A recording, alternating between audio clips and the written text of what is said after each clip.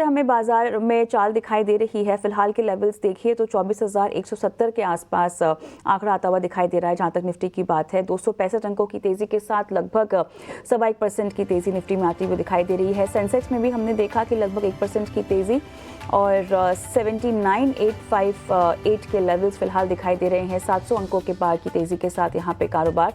लेकिन bank Nifty में जहां पर हमने एक वक्त यहां पर 1,000 अंकों से ज़्यादा की तेज़ी देखी, वहां से अब लगभग 850 अंकों की तेज़ी बैंक निफ्टी में 51,998 के लेवल्स और 1.5% की तेज़ी हमें आती हुई दिखाई दे रही है। जहां तक बैंक निफ्टी की बात है, ओवरऑल सरकारी बैंकों में आज के सत्र में हमें तेजी का एक रुझान देखने को मिल रहा है।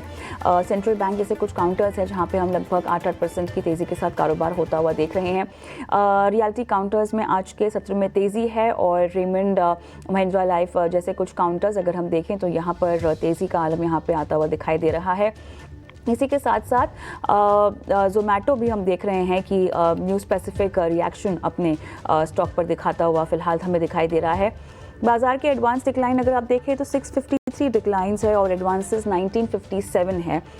तो अभी भी एक तरह से बाजार की हफ्ते की शुरुआत हम देख रहे हैं कि एक पॉजिटिव नोट पर फिलहाल आती हुई दिखाई दे रही है। लेकिन हमारे साथ अंश पिलवार हमारे सहयोगी जुड़ गए हैं मिड डे मार्केट एक्शन की तमाम हाइलाइट्स लेकर। अंश, अब बताइएगा कि किस तरह से मिड डे मार्केट एक्शन जो है बाजार में तब्दील हो रहा है, कौन कौन से काउंटर्स और सेक्टर्स जहां पर हमें न्यूज़ बेस्ड रिएक्शन भी दिख रहा है। बिल्कुल, सबसे पहले शुरुआत तो निफ्टी से ही करेंगे क्योंकि निफ्टी में आज काफ़ी अच्छी तेज़ी नज़र आ रही है। थोड़ा दिन के ऊपरी स्तर से थोड़ा सा करेक्शन होता हुआ नज़र आ रहा है, लेकिन अभी भी अच्छे खासे होल्ड कर चुका है यहाँ पे गेन। निफ्टी देखे तो आज 20 डीएमए को पार कर चुका है, जो कि काफ़ी एक स्ट्रॉन्ग रेजिस्टेंस के तौर पे एक्ट कर रहा था पिछले कई सेशन से। तो यहाँ पे एक अच्छा बुलिश सेंटिमेंट बनता हुआ नजर आ रहा है। लेकिन इसके साथ साथ हम देखें तो दोनों मिड कैप स्मॉल कैप में भी अच्छी तेज़ी होती हुई नजर आ रही है। दोनों ही इंडेक्स हमें 1.5% की उछाल के साथ ट्रेड करते हुए नजर आ रहे हैं। तो यहाँ पर ना सिर्फ निफ्टी लेकिन mid cap small cap overall चौतरफा यहाँ पे तेज़ी होती हुई नजर आ रही है। और दोनों mid cap small cap index में जो है 85% से ज़्यादा स्टॉक्स हमें हरे निशान में नजर आ रहे हैं। तो यहाँ पे काफ़ी अच्छी बुलिश सेंटिमेंट बनती हुई नजर आ रही है। अब अगर सेक्टर स्पेसिफिक बात करें तो हमें ऑलमोस्ट सारे ही मेजर सेक्टोरल इंडिसेस हरे निशान में दिख रहे हैं। लेकिन निफ्टी पीएसयू बैंक आज का टॉप सेक्टोरल गेनर है, 4% की ज़्यादा की तेज़ी के साथ ट्रेड कर रहा है। आज का जो उछाल है वो पिछले 5 महीने का सबसे बड़ा उछाल भी है। साथ ही साथ इस इंडेक्स ने 20 और 50 डीएमए को भी पार कर दिया है। इस लिस्ट में देखें तो दरअसल पीएसयू बैंक इंडेक्स के सारे ही शेयर हमें हरे निशान में दिख रहे हैं। टॉप गेनर्स देखें तो यहाँ पे सेंट्रल बैंक, इंडियन बैंक और यूको बैंक जैसे शेयर नजर आ रहे हैं, जो कि 5% से ज़्यादा की तेज़ी के साथ ट्रेड करते हुए नजर आ रहे हैं। इसके साथ साथ निफ्टी रियल्टी में भी अच्छी खरीदारी होती हुई आज नजर आ रही है। दरअसल जैसे मार्केट में देखें तो पिछले सेशन से खरीदारी हो रही थी, लेकिन निफ्टी रियल्टी इंडेक्स में 6 सेशन से खरीदारी हो रही है। तो जहाँ पर पिछले सेशन में खरीदारी हुई थी, निफ्टी रियल्टी इंडेक्स में हम देख रहे हैं कि पिछले हफ्ते की शुरुआत से ही खरीदारी होती हुई नजर आती है। लेकिन यहाँ पे हम लिस्ट में देखें तो यहाँ पे महिंद्रा लाइफ, रेमन और गोदरेज प्रॉपर्टी जैसे शेयर नजर आ रहे हैं, जिनमें अच्छे 3 से 4% की बढ़त होती हुई नजर आ रही है। अब अगर हम आगे बढ़े और ऑल टाइम हाई स्टॉक्स की बात करें तो इस लिस्ट में हमें काफ़ी सारे स्टॉक नजर आ रहे हैं। उसमें से कुछ स्टॉक्स को ले तो यहाँ पे कोफोर्ज, पर्सिस्टेंट और फेडरल बैंक जैसे शेयर नजर आ रहे हैं, जिन्होंने आज ऑल टाइम हाई लेवल को छुआ है। स्ट्रॉन्ग वॉल्यूम्स की बात करें तो स्ट्रॉन्ग वॉल्यूम्स की लिस्ट में हमें अदानी ग्रीन, एल&टी और बियर्डसेल जैसे बीईएल जैसे शेयर नजर आ रहे हैं। दरअसल जो लास्ट शेयर है वो बीईएल का है। तो जो तीनों ही शेयर है जिनमें बहुत ही अच्छी तेज़ी नजर आ रही है, वो भी भारी वॉल्यूम के साथ। तो ये बताता है कि कैसे स्टॉक्स में पॉजिटिव सेंटिमेंट बनता हुआ नजर आ रहा है इन्वेस्टर्स का। तो इन स्टॉक्स पर नजर रखें। ऑलराइट, चलिए तो यहाँ पर काफ़ी हद तक मिड डे मार्केट हाइलाइट्स बताई। अंश, आपका धन्यवाद। और हमारे साथ मेहमान के तौर पे आज जुड़ चुके हैं रिद्धि इन्वेस्टमेंट के विवेक करवा। विवेक, आफ्टरनून, स्वागत है आपका कॉर्पोरेट कनेक्शन में। और चलिए, बाजार की चाल फिलहाल आप कैसे देखते हैं? हफ्ते की शुरुआत यहाँ पे काफ़ी दमदार होती हुई हमने देखी है। ऑब्वियसली जो नतीजे आए हैं चुनाव के, उसका एक इफेक्ट बाजार को दिखाई दे रहा है। लेकिन अब सवाल यही है कि कुछ भी टिकाऊ नहीं रह रहा है बाजार में। ना ही एक तेज़ी का मोमेंटम टिक पा रहा है और ना ही एक गिरावट का दौर टिक पा रहा है। किस फेस में ये बाजार चल रहा है आपके मुताबिक, विवेक? देखिए, पहले तो गुड आफ्टरनून आपको। बाजार में एक कंसोलिडेशन या फिर आप समझ लीजिए कि टाइम करेक्शन का फेस चल रहा है। जो फ्राइडे को हमने बाइंग देखी थी वो बेसिकली जो एग्जिट पोल दर्शा रहा था, ये उम्मीद थी कि इस बार एग्जिट पोल सही होंगे और इसके कारण एक बाइंग, बहुत अच्छी बाइंग हमको फ्राइडे को देखने को मिली थी। लेकिन दिक्कत की बात ये थी कि उस दिन भी जो एफआईआई नंबर्स थे वो फिर भी नेगेटिव थे। तो एक तरफ तो जो एफआईआई है उनकी सेलिंग रुक नहीं रही है, वो लोग अभी भी बेचते रह रहे हैं माल। तो लेकिन फिर भी जो एग्जिट पोल का था वो एक तरह से फैक्टरिंग हो गया था। लेकिन अब एग्जिट पोल जीत दिखा रहा था, लेकिन ये नहीं जीत दिखा रहा था कि एकदम क्लीन स्वीप होगा महाराष्ट्र में, जो एनडीए सरकार है का गठबंधन। तो जो इतना पॉजिटिव इम्पैक्ट आया उसका फॉलो ऑन बाइंग आज हमको देखने को मिल रहा है। लेकिन कविता, यहाँ पे ऐसे है कि आज फॉलो ऑन बाइंग हो गया, लेकिन आज ऑलरेडी प्रॉफिट बुकिंग बाजार में चल रही है थोड़ी बहुत। जो जितना इंडेक्स था वहां से काफी इनफैक्ट 100 पॉइंट से ज्यादा नीचे ऑलरेडी आ चुका है। तो मुझे लगता है कि एक प्रॉफिट बुकिंग आज आएगी। यही मैंने उस दिन सैटरडे जब इलेक्शन आया था शो में यही कहा था कि मंडे हो सकता है कि एक बाइंग इंटरेस्ट आए, उसके बाद में प्रॉफिट बुकिंग भी आए। अब we are back on track in the sense back to basics कि अब एफआईआई की सेलिंग कंटिन्यू होती है कि नहीं होती है, और उसके बाद में ही आपको इंडेक्स में मूवमेंट देखने को मिलेगा। तो जो इलेक्शन में होना था वो हो गया है, और जो फैक्टरिंग होना था वो हो गया है। अब we are back to square one. अब आगे चल के एक और कंसोलिडेशन फेज मुझे लग रहा है कि चल रहा है। अब गिर क्यों नहीं रहा, आपने जैसे कहा, गिर इसके लिए नहीं रहा है कि वैल्यूएशन कंफर्ट ऑलरेडी बाजार में आ गए। तो यहाँ पे अगर जब जब गिरेगा बाजार, मेरे जैसे बहुत होंगे बाजार में जिनको वैल्यूएशन कंफर्ट आज के दिन है और वो लोग बाइंग इंटरेस्ट दिखाएंगे, तो इसके लिए बाजार को स्टेबिलिटी भी मिलती है। लेकिन जब जब ऊपर जाता है तो ट्रेडर्स वहां पे प्रॉफिट भी बुक कर रहे हैं। तो ये एक कंसोलिडेशन फेज है। मुझे लगता है कि महीना भर लगेगा, दिसंबर एंड तक, जनवरी में वापस हम लोग रैली किया और रह जाएंगे। ऑलराइट, अब कुछ यहाँ पे सेक्टर स्पेसिफिक चार्ट जो हमें दिखाई दे रही है, जैसे कि आज अगर पीएसयू पैक की हम बात करें तो यहाँ पर जिस तरह की तेज़ी है चुनिंदा काउंटर्स में, फिलहाल मुनाफा बांधने का समय क्या आप इनमें कहेंगे? नहीं, आपकी आवाज कट गई थी बीच में एकदम। पीएसयू पैक पर मैं सवाल पूछ रही हूँ, पीएसयू बैंकिंग पर। ओके, तो देखिए पीएसयू बैंकिंग में करेक्शन काफी आ गया था और उसके कारण आज एक बाइंग इंटरेस्ट देखने को मिल रहा है। मुझे नहीं लगता है कि वहां पे एकदम फंडामेंटली कुछ चेंज हो गया ओवरनाइट, वैसा कुछ नहीं है। क्योंकि रूलिंग कोएलिशन वापस जीत रहा है। जो जून में एक सेटबैक आया था, उसके बाद में हरियाणा, अब महाराष्ट्र, हो सकता है कि दिल्ली में भी रिपीट हो। तो इसके कारण एक सेंटिमेंटल पॉजिटिव है, और इसके लिए जो जितना करेक्शन हो गया था वहां से एक वैल्यू बाइंग चल रहा है पीएसयू बैंक में। तो मैं बहुत ज्यादा रैली पीएसयू बैंक में नहीं देखता। हो सकता है कि 2-3% और यहाँ से ऊपर जाए ऐसा इंडेक्स पीएसयू, लेकिन पर बड़ी रैली मुझे नहीं लगता है। आज के दिन मुझे कंफर्ट प्राइवेट बैंक्स में है पीएसयू बैंक से ज्यादा। तो प्राइवेट बैंक्स में फिलहाल रणनीति बनाने का मौका कहाँ पर होगा आपके मुताबिक? देखिए, ऐसे डिस्क्लोजर मैंने तो क्लाइंट्स को कहा कि आप इंडसइंड बैंक लीजिए। आज 1000-1002 के बीच में चल रहा है। काफी करेक्शन आ गया था और जितना नेगेटिविटी थी वो सारा का सारा फैक्टर इन इंडसइंड बैंक में हो चुका है। तो यहाँ से आपको हो सकता है कि 1200-1300 का दाम आप अगले 6 महीने 1 साल के अंदर वापस आराम से देख लो। तो एक वैल्यू बाई बेसिस पे दिख रहा है इंडसइंड बैंक।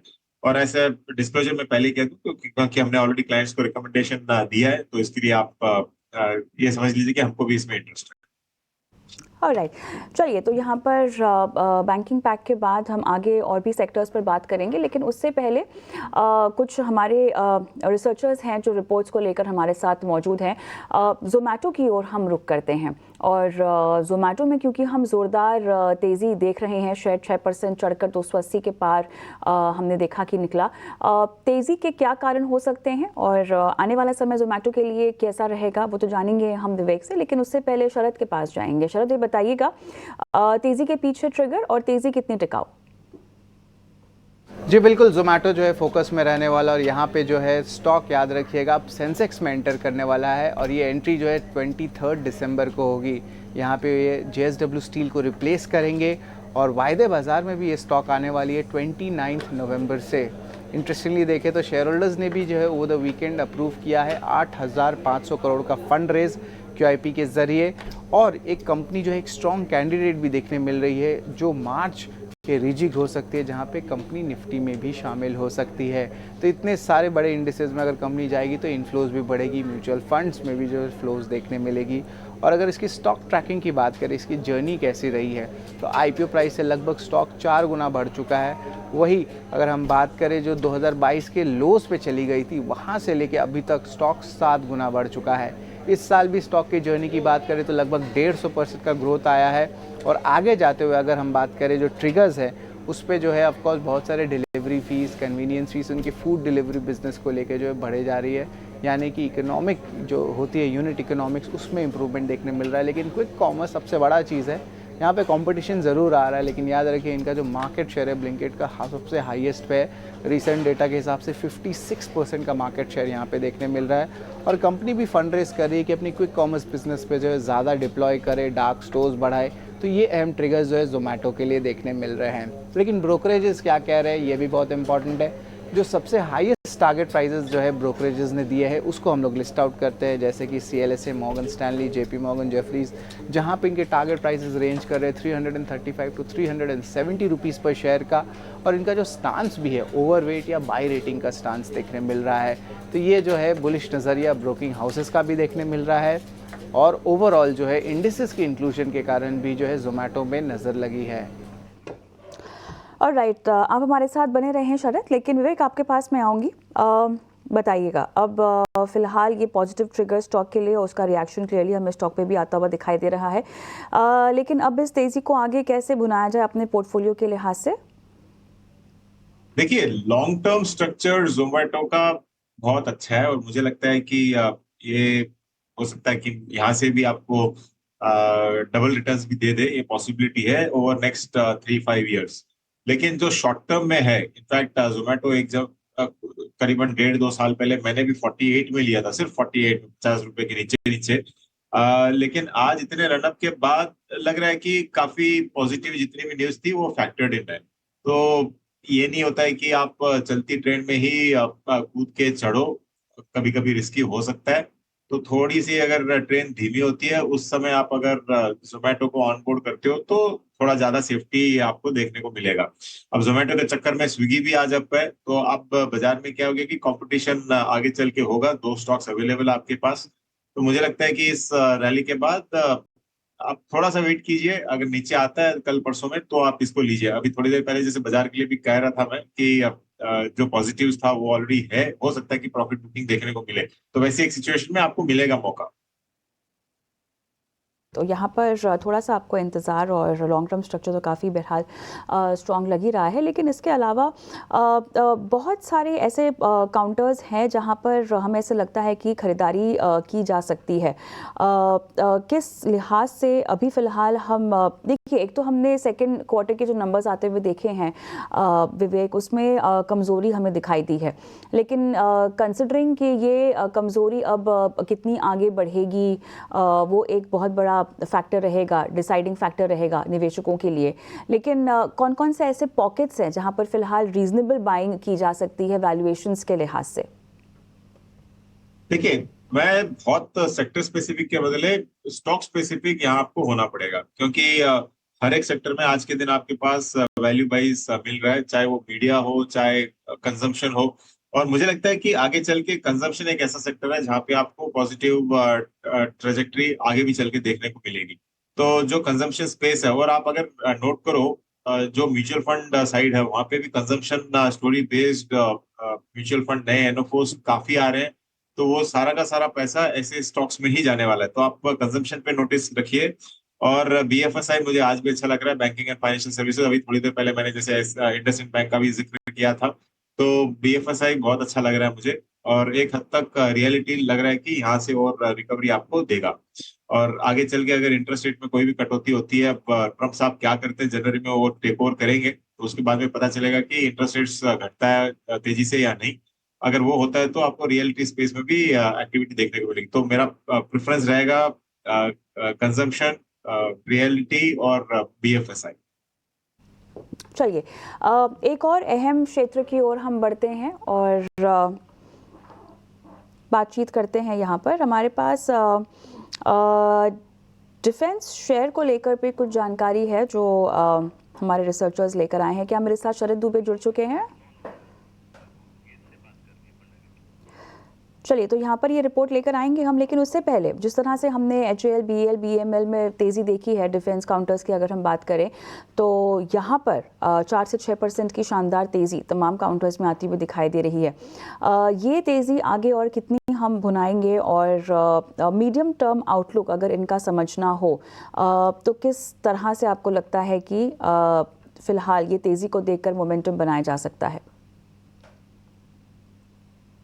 आप मुझे पूछ रहे हैं तो जी देखिए, हाँ, तो इकलौते गेस्ट हैं शो पर आज जी। इनफैक्ट आज एक रिपोर्ट जो आप मे बी वही उसी रिपोर्ट की आप बात करने वाले थे। आज एक रिपोर्ट आई है जहां पे करीबन 66 या 70%, अब एग्जैक्टली नंबर याद नहीं क्योंकि मुझे मालूम नहीं था कि डिफेंस के बारे में बात करेंगे, आज सुबह ही पढ़ा था मैंने, जो करीबन 65-70% प्रोक्योरमेंट जो होता है डिफेंस स्पेस के लिए वो विद इन इंडिया होगा।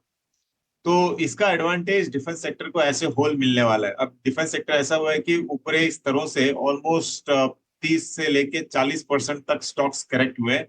अब आगे चल के हो सकता है कि अब ये थोड़ा सा कंसोलिडेशन दे के, और अगर ऐसी रिपोर्ट्स आती है जहां पे प्रोक्योरमेंट विद इन इंडिया होगा और सेल्स भी विद इन इंडिया होने वाला है, मुझे लगता है कि डिफेंस स्पेस वापस एक लाइमलाइट में आने को तैयार है। अब वो इमीडिएटली आएगा नहीं आएगा ये आपको वेट करके देखना पड़ेगा, क्योंकि जो भी पॉलिसी डिसीजंस होते हैं वो लगते हैं 3 से 6 महीने लग जाते हैं ट्रांसफॉर्म होने में। तो मुझे लगता है कि नजर रखनी चाहिए, कंसोलिडेशन के बाद डिफेंस वापस रेडी है ऊपर जाने के लिए।